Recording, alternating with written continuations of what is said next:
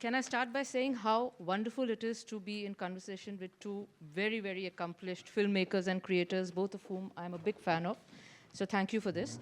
Um, Everyone knows about SHASN, and I think I actually read up a bit more. I had heard of all the acclaim around it when it was first launched in 2019. Um, and it was only when Manisha asked me to moderate this session, and I looked it up, and I was blown away by the kind of impact it has had. So we are going to talk about SHASN, but because both of you have actually worked across so many different formats and experimented so much, I want to start this a bit unusually and go back to your early days to figure out where you thought your creative impulse first came from, because your journey has been such an exciting one, and you haven't held back from experimenting with any new format that you can. So tell us a bit about when you first thought about you'd like to be part of storytelling, but in different ways. Storytelling came very early in life. My mother is a huge connoisseur of popular culture, and she obsessively watches every play in Gujarati. Oh, sorry, the mic is not. Oh, sorry. Okay, thank you. So yeah, my mother is a huge admirer of popular culture, and she watches every Gujarati play that comes out. So I had a very early exposure to popular culture. Started writing from the time that I learnt language. So learnt language and started writing fiction pretty much simultaneously, the age of 7 or 8. Largely in the form of dialogue, in the form of plays, because that was my first exposure to any kind of literature. Even before I read a single book in my life, I'd watched more than 30, 40 plays. So that was the first intake of any kind of concepts and ideas about life and the universe. So that's where it began. And then from there on, it has just been a constant process of trying to find means of transmitting what was going on inside and what was getting synthesized inside. And that has evolved into something much more, which we can dive into later. That, Yeah. yes. Yeah. Hi everybody, good morning. This is my habit. I've been to school, so every time I'm here for an 11 o'clock session, I start with good morning. And my name is Vinay. I think I came to storytelling much later, considering comparatively with Anand.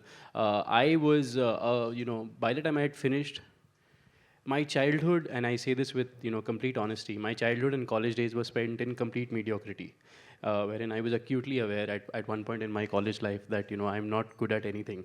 In fact, I remember I remember watching Tare Zameen Pe and being offended because Tare Zameen Pe was trying to say every kid is special, and I was like, I was not a special kid. I can tell you that there are some of us who are truly not special. So I came to. By the time I finished college, I'd exhausted a lot of my sort of things I want to do in my career. In terms of, I had tried being I was learning a couple of musical instruments, doing very averagely at most. I was doing RJ, VJ, DJ, anything with a J. I was like trying my hand at it, and really sort of suffering through it. So then at one point, I landed up winning a short film competition. And lo and behold, Anand was the judge of that competition. Right? So, another J. So, based on the data set of one, that I won one short film competition, I decided to make this my career, saying maybe I can be a filmmaker. So after that, of course, I worked very hard. Me and Anand, we have known each other for more years than we should admit. But we've worked very closely since. And the ambition, I remember when I was in my early 20s, was like, कि एक ना एक दिन एक film बनानी है, right? We would all be just over the moon with the sheer possibility that someday we would make a film, and we spent most of our early 20s talking about what that film would be. Right और कि मतलब जब हम लिखेंगे तो कैसा होगा, जब हम फिल्में बनाएंगे तो उसमें ऐसा होगा, etcetera etcetera. In fact like Anand, you guys know Anand for Ship of Theseus. I knew Anand before Ship of Theseus was a film. For the longest time Ship of Theseus was a challenge, it was a joke wherein we'd be like देखते हैं तेरी film कैसे बनती है types. So we have known each other for very long. We have worked very hard in trying to contribute to each other's projects, and we'll talk about the rest as we go on. I have to say that is probably one of the most self-deprecating introductions I have ever seen in GLF. Depends but on how many yes. coffees he has had through the day. Like, So let's move to SHASN. What you have done with this is really redefined our engagement with politics. Both of you have engaged with political discourse in your films earlier.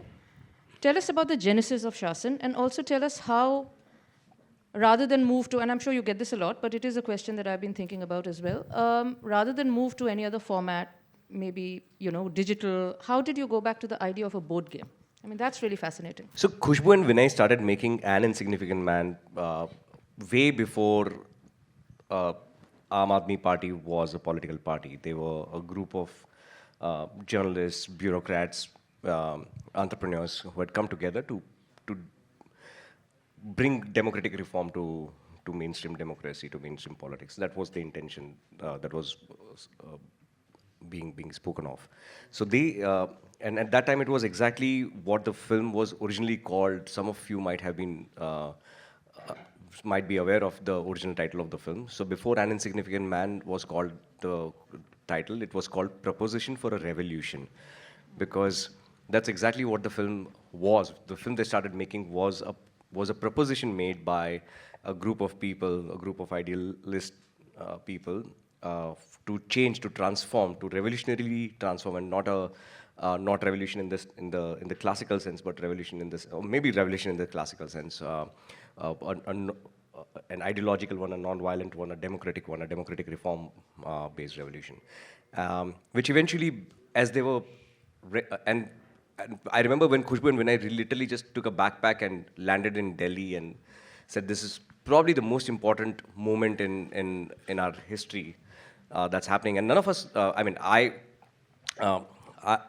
my engagement with politics is philosophical, but not so, I don't have the pulse like Vinay and Khushbu do. So, so I understood what they were trying to say from a larger sense of abstraction, but we had no idea what they were jumping into, what they were diving into at that time, because nobody knew, in fact.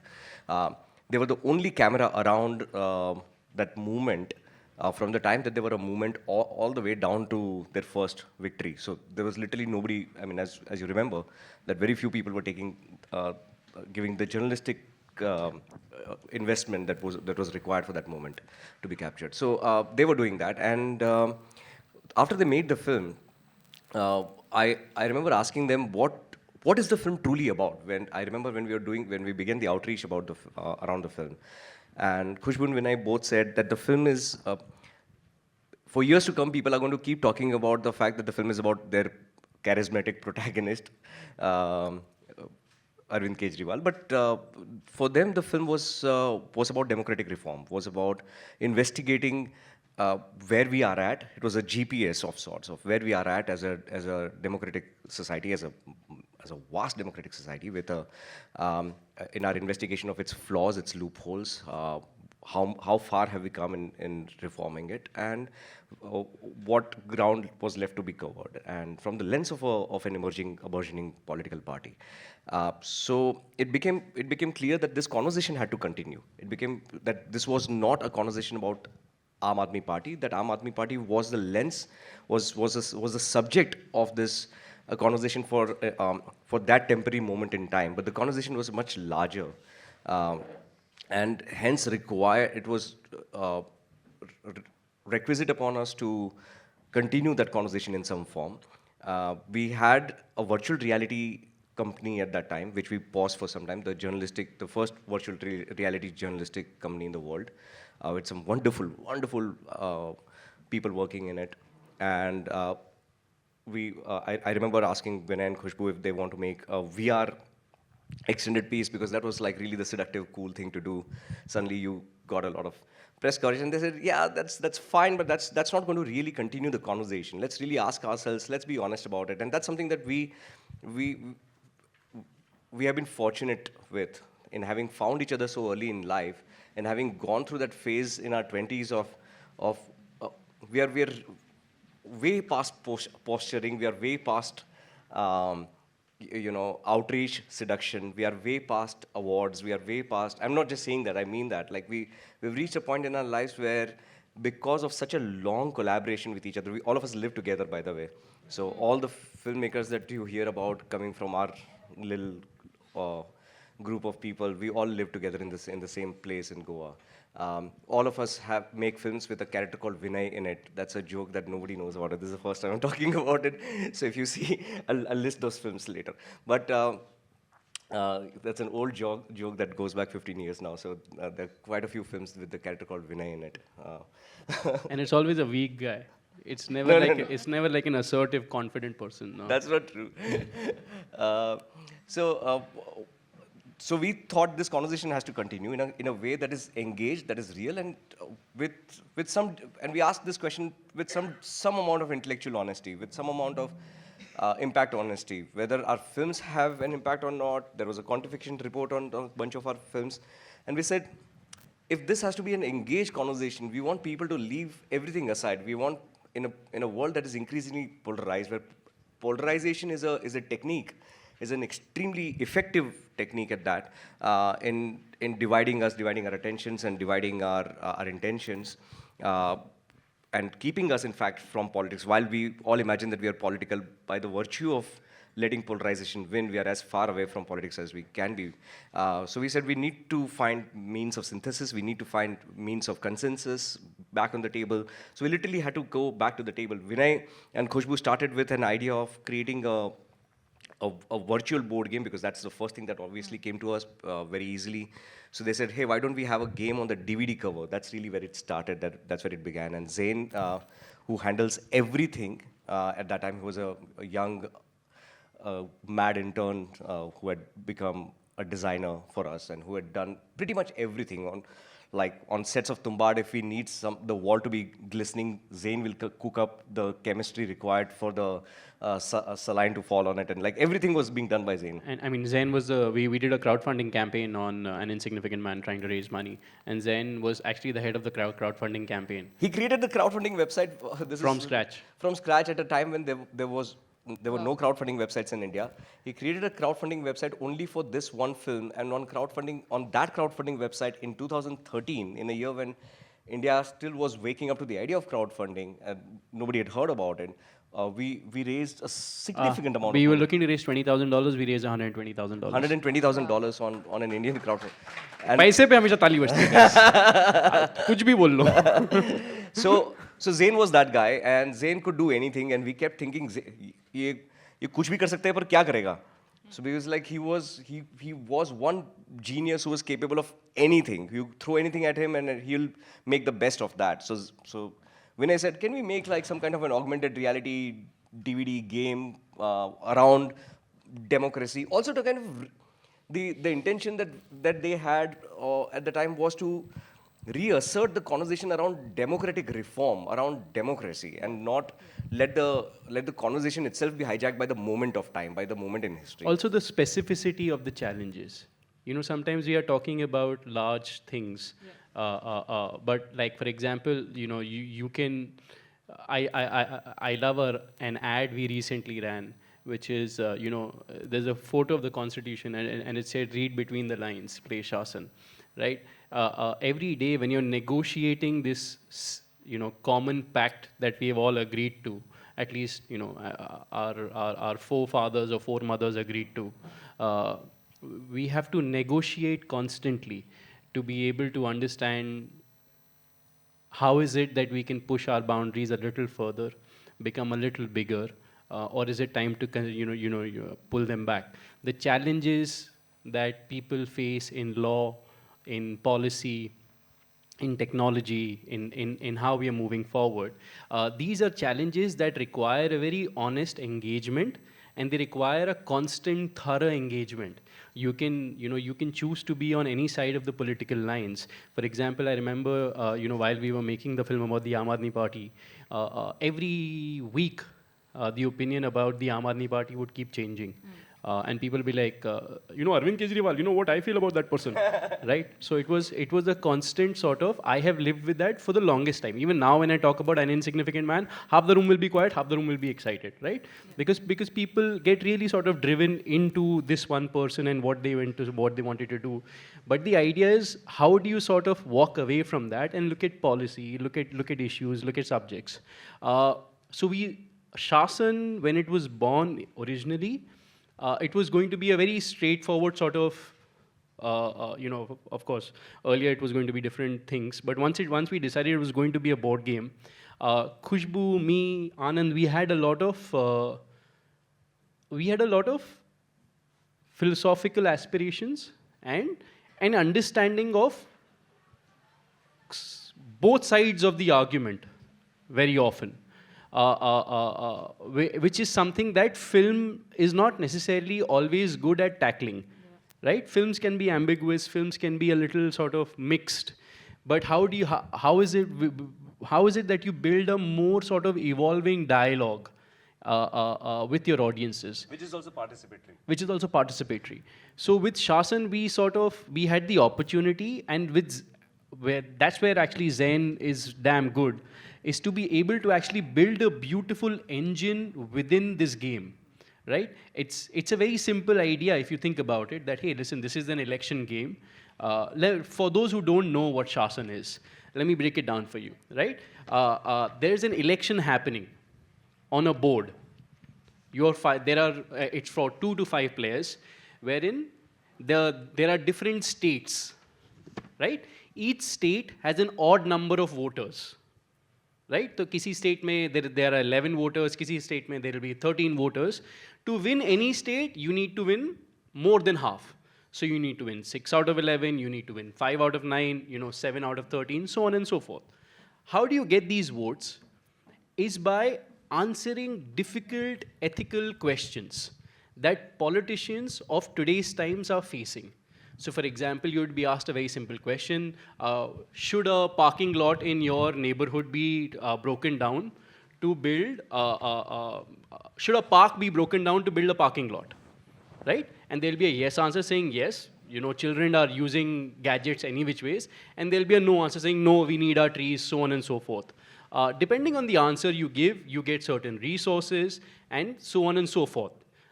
As you go, it's a very simple sort of election game. As you go on, you start sort of interacting with other players. You understand that you need their support. Maybe you're backstabbing them, but you won't let them know. Also, what will happen is, as you go on in the game, you will be faced with giving the right answer, which is ethically right, or giving the answer that the board wants you to give, so that you get to your goals quicker. The game is mathematically balanced. You can win either ways. But the devil will constantly be whispering in your ears and saying, listen, should we just make the easy choice? Which makes people have a lot of conversations amongst each other, like which will make women give not very feministic answers, right? Which will make left-wing people give not very left-wing answers. So it brings a lot of conversation to the table. Now, once we had this, what we did was, okay, this is great for the times that we are living in. How is it that we can build an engine that can speak across times? So within SHASN, you have one deck which is full of questions for India, where we are today. There's another deck which is questions for the US, where they are today. Then there is a deck which is Earth 2040, which is the future of humanity's deck, wherein we are all in 2040, the elections are taking place in 2040, and we're talking about issues of 2040. There is a Brexit deck, wherein you are in UK, and the Brexit is about to happen. There's the Greco-Roman deck, wherein you are at that point trying to discuss, should slavery be abolished or not, right? So this is the ambition, and this is the possibility within a game, which is something that we were ready with in terms of, it was lots of theoretical sort of ideas and knowledge that we wanted to be able to, that as filmmakers, while we were sort of, growing up and learning, we did a lot of reading, and even till today. And we were, very rigorous. And films usually take 3 or 4 years of your life to like let you express one story, which is something that I'm very passionate about. But we constantly have so many more stories to tell, and with SHASN we've been lucky to be able to do that. No, and I want to pick up on something you said, which is really interesting, which is about the devil whispering in your ear. Because that is something that, say, Tumbbad is about. I mean, it's really about feeding the beast, right? And an insignificant man is. So it all links to the choices that you make, eventually. And I guess SHASN also is an extension of that. But with SHASN, what did you have in mind in terms of, do you want to maybe perhaps help people make what you think are the choices or the ideologies, or is it a mirror to the choices that you make? What did you hope to achieve with the game? I think dialogue, right? It's a very ongoing dialogue. Sometimes, people and voters live in some sort of moral superiority.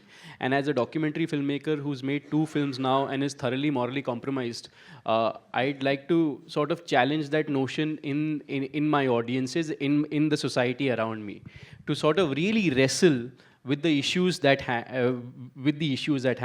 The idea is to build a long-term participatory conversation wherein you are challenged, you are drawn in to engage with issues that may be getting lost in the polarizing times that we are living in.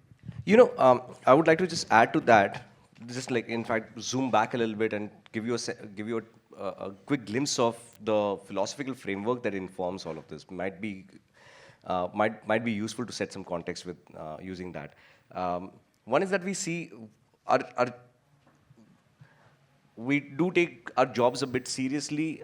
We think that our job essentially, and we investigate into what that job is, and it's self-assigned, but it's a job nevertheless. We wake up in the morning, go to work at it, and we spend pretty much our entire waking day doing that, and waking nights doing that.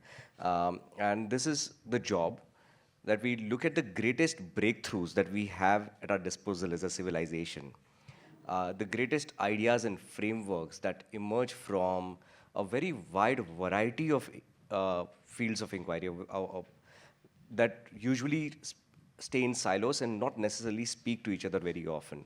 So insights and frameworks arriving from cognitive neurobiology about consciousness studies, insights and frameworks arriving from evolutionary sciences about who we are, not positioning us in terms of immediate history. A lot of our history, a lot of our cultural anthropology, a lot of our social sciences have remained trapped somewhat in the last century, in the confines of what happened in the last 2,000 years of history. But that's really as we increasingly understand and appreciate, literally a blink in the big time of history. We are more engineered and informed by events that happened 250,000 years ago than we are perhaps by what the British did 400 years ago in this region. And these are the real challenges. The real challenges are there are, of course, industrial vestiges and historical vestiges that can be traced back to what happened in the last 1,000 years. In times of monarchy or feudalism or early corporations like the British Empire, etc. But if you start investigating much of our behavior with a degree of epistemic accuracy, that investigation would lead us very, very far back in time to our evolutionary history, to our evolutionary origins. We are inheritors of a violent life on this planet. And that's something that we forget because of the human romance towards creating that ideal world. We conflate the future with the past. We start imagining that because of our network effect as a species, which has led us to this dream of creating a non-predatory future, that's what we have inherited. We start seeing that everywhere in the animal kingdom. We start look at a lot of progressive, popular human discourse. You would see people say, oh, look at the animals, they're so beautiful, they're so wonderful. Do they need any visas? Do they need any, they live so beautifully. Look at the sounds of nature. The sounds of nature are basically most animals saying, I'll fuck you or I'll kill you to each other constantly. That's the sound of nature. That's what we've inherited from nature. Nature is fundamentally violent. With the exception of photosynthesizing and chemosynthesizing species on the planet, and not all of them at that, most life, every individual of every species wakes up in the morning and says, who am I going to kill today? And who am I going to be going to avoid from becoming the food of? That's really life. Now, of course, the immediate human response to that I receive very often is like, oh, that's such a pessimistic view of life, because there is also cooperation, there is altruism, there is empathy. Yes, most certainly. By the way, cooperation, altruism, empathy has evolved in only eusocial species.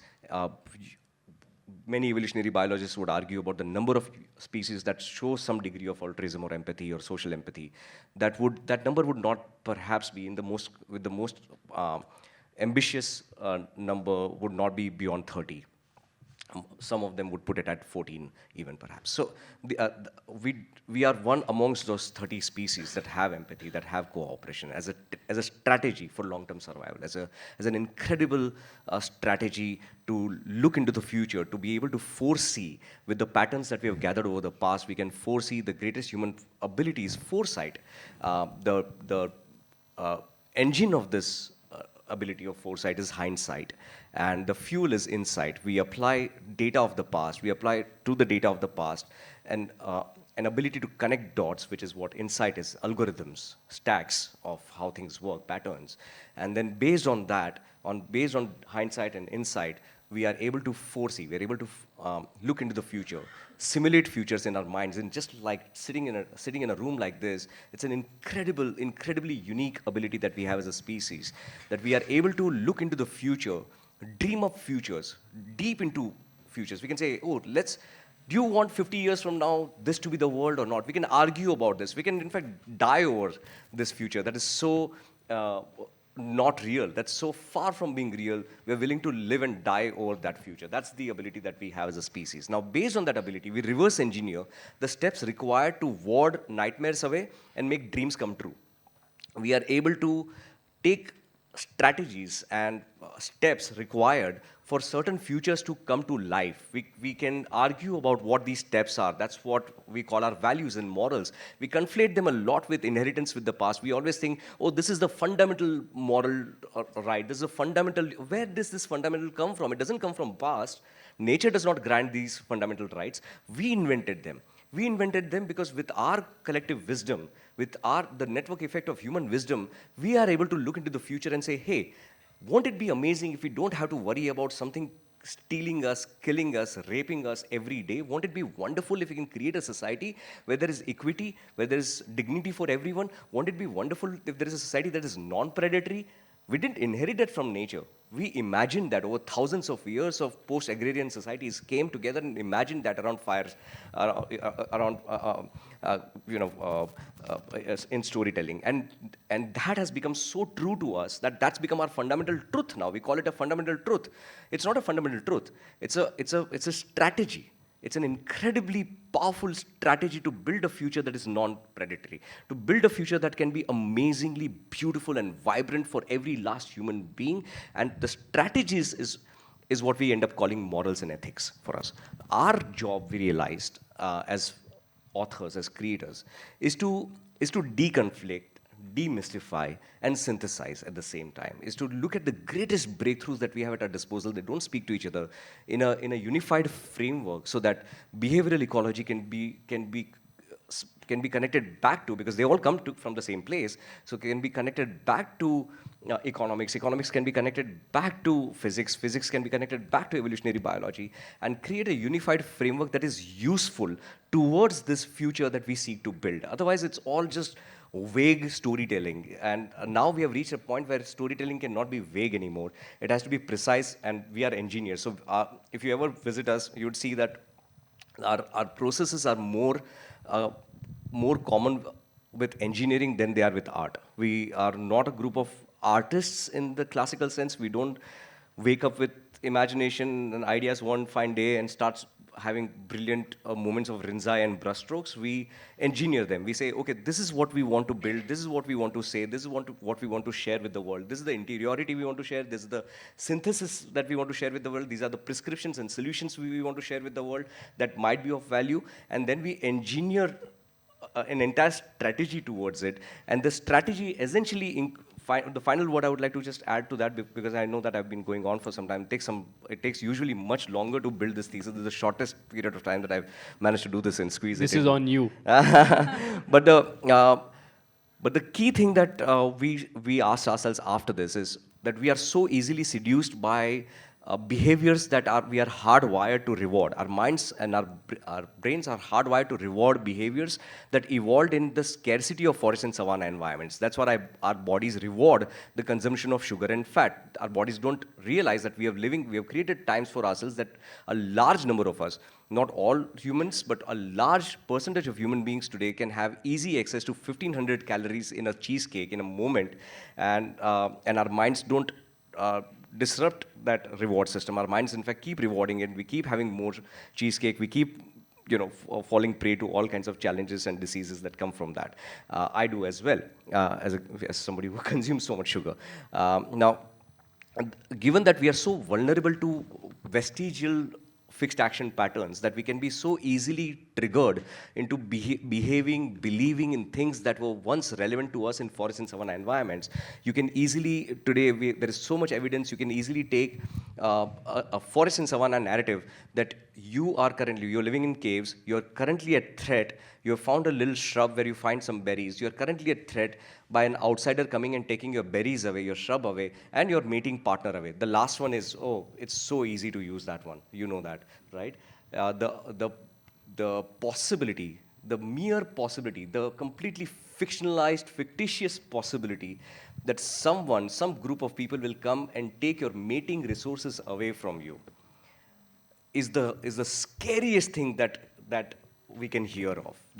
Even though there are 8 billion of us now, these emotions evolved in us when there were a few thousand human beings on the planet. The most urgent challenge in front of us is definitely not to create more progeny. And yet, the mere possibility of the mating partner being taken away from us is something that completely dismantles us. And we said, okay, so this is what's going on. If we are talking to a species that is not going to listen because we are so badly hardwired by vestiges of forest and savanna, how do we speak to them about, how do we speak to ourselves about extremely sophisticated human concepts like strategies and policies required to make non-predatory futures? How do we even start beginning? It's failed. We've seen it's failed over and over again. We have not been able to have that conversation, that discourse as a species. We can talk about romance endlessly. We can talk about courtship endlessly. We can talk about threats and anxieties endlessly because we are hardwired to do that. Our minds reward us for doing that. But how do we take conversations around pandemic and climate crisis and policy and make them as sexy, as seductive as playing PUBG, as shooting each other's brains off, which is we get really seduced by that shit. We get really seduced by the idea of like people shooting each other's heads off for some reason. And we're like, okay, can we do that? It's incredible that a large amount of human youth today is enraptured by just people shooting each other's heads off somehow. Even though we don't live in such times where we need to shoot each other's heads off for any reason whatsoever, how do we take that? How do we take the seduction of violence and threat and anxiety of people coming and stealing things away from you and embed that in that reward system, embed that anxiety and fun and drama and adrenaline in something as boring as democratic reform and policy?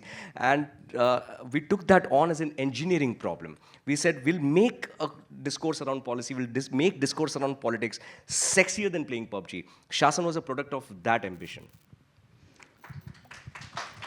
I'm not quite sure what to say after that most stimulating talk, which was the equivalent of, that's the equivalent of 6 black coffees, but this is JBM, and I want to bring the conversation back so that we can also open this up to the audience. One of the things, and I almost feel guilty asking this question after everything that you explained, but since we are also about the economics of how things work, SHASN is priced at a particular price point. Whereas an idea like that needs far more socialization, and I think... नहीं ये तो जो problem कर रहे हैं उनसे ही पैसे लेंगे ना पहले हाँ. पहले तो But पहले तो seriously, I mean- जिन्होंने आतंक मचाया है वही तो पहले पैसे निकाले थोड़ा सा नहीं, वो बिल्कुल ठीक है, but what I mean is the idea of re-engaging with politics the way SHASN does really needs to spread even more than it has at the moment. You're right. And we are constantly, for example, when we came out with SHASN, it was priced at about 15,000 rupees. Currently, we have managed to bring it down to 3,499. It should be brought down further. You know, we are deeply aware of the pricing. It's usually a factor of scale. So if all of you buy lots of copies of SHASN today, Everyone should This go out and question- buy at least 2 copies of SHASN. it's a after crossword here we saw the games are we here can solve this problem right away. this. No, I say it in the most complimentary way, in that it No, is you're such absolutely, a you're wonderful absolutely. idea. And we are constantly in dialogue about how we can. In fact, the idea is to also, for example, there are people write into us all the time, and I shouldn't possibly be announcing this on wherever this is going to go. But people write into us all the time. You know, young students write into us all the time, or people who don't necessarily are not in a position, and we are very happy to ship them a free copy. So that's not, if somebody is looking for a very serious discourse, you know, I'm looking for karma points. So we try and do as much, but of course there are just economic challenges. Sure. You know, as much as we built a very complex product. For example, this game has been widely regarded as the most, the best game in a very long time, especially a political strategy game to come around. And it's a very complex game. Like when you open it, I'm not charging you, you know, 3,499 and giving you, I don't know, some cards, which is what people do here. Okay, 52 card de diye aur wo bolenge ki ye do paise. It's very, very densely populated with I'll give you an idea just to help you understand, because sometimes we think that, you know, these pricing may be arbitrary. SHASN took as much as a film to make. So imagine a film budget is how much money we sank into this before it went on sale, before it went anywhere, before it went on Kickstarter. So intellectual rigor and labor of, you know, young authors, you know, we learned how to learn, you know, make games and this thing, and that takes. So the 14 decks that Vinay spoke about that we have made in between SHASN and SHASN, the sequel to SHASN is AZADI, which has now come out. We have more than 14 decks. I'd asked for the exact number. Do you know the exact number of decks we have? 14. 14, okay. So the 14 decks are pieces of non-fiction literature. I just, even if you think that games are not for you, you know, because I didn't feel that games are for me. My medium is strongly cinema, and so I think that's true for you as well, till we made SHASN. And only through SHASN we got introduced to the All language because of Zen. All because of Zen. We need to borrow Zen in publishing, by the way. Please send him over. We have to educate ourselves a lot, and we have to learn And Zen about hadn't made a game before this, so let's go. So we educated ourselves through the process of making the games, and we learned a lot, and we realized this is a language that is, again, I can keep going back, I can bring everything back to evolutionary biology and say that, because we see that kittens play, puppies play, children of spiders play. Play is a strategy that is that every the infant of every species engages in. Why does the mind of every species reward play? The simple answer to that question is, the reason play feels good, playing makes you happy, is because playing is actually education, playing is learning, not for human children anymore. And I'll tell you where the disparity comes from in a moment. In all nature, life is extremely miserable. You're constantly being food or making something else food. And to train for real world, you need a safe environment to simulate the real world in. So play allows for that to happen. Play allows for you to role play the real world, role play predator and prey, hide and seek, pull and push, you know, catch and run. Play allows you to simulate all the actions and behaviors and stratagems that you'd need in the real world in the safety of your kin. That's why every species engages in play. We realized that if we can use that again, we can use the anxiety of hide and seek, the anxiety of run and catch, and implement that into the games that we are making. We can enable discourses that are otherwise profoundly enlightened and by the virtue of their complexity also boring for the human mind. They take a lot of metabolical resources. Boring is basically anything that takes a lot of metabolical resources for the human mind. So that's the reason why we started making SHASN. And we made these 14 decks. We got 14 different authors from around the world. So for the Indus Valley deck is almost you can think of it as a piece of speculative science fiction literature, because such little information is available about that society, that civilization, that we had to fill in a lot of blanks using speculative science fiction literature. So it's like the 14 decks, think of them as 14 different books that have been published. They're interactive pieces of literature, and they're extremely rich. I'm not saying that just to, at the end of the day, we don't necessarily care if people are buying them, the games are doing well. So it's not a sales pitch as much as a passion pitch to peers about, as somebody who is witness to this process, I can tell you that this is the most engaging piece of interactive literature I've ever seen in my life. So that's what's gone into it. It's extremely expensive. At the end of the day, we want to make more things in a region that does not necessarily provide artists with much or authors with much. We have been very grateful. Our films have done really well in the past, and even though each time while making the film, anything that could go wrong and anything that could come in the way, it did. So that's the state of things till now. Obviously, we are grateful that we all came together, we found each other, but it's incredibly difficult in a region like this where we have still not learned how to, and we don't have the time, obviously, because there are other serious problems. So we don't even, this is not a complaint. We're not entitled to start complaining that humko priority nahi mil raha hai, because there is work to be done, there's food to be fed and diseases to be healed, and there's real work to be done. So culture is not necessarily the most urgent priority.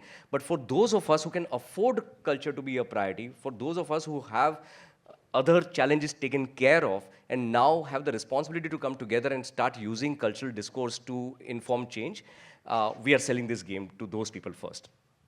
I think that is our Yeah, not so sorry, subtle it took cue such a long that time. our Yeah. time is over. But I think we needed much more time in this. It's just such a fascinating discussion. Thank you both. All the very best to SHASN. May it conquer many, many, many more territories and worlds. Thank you very much.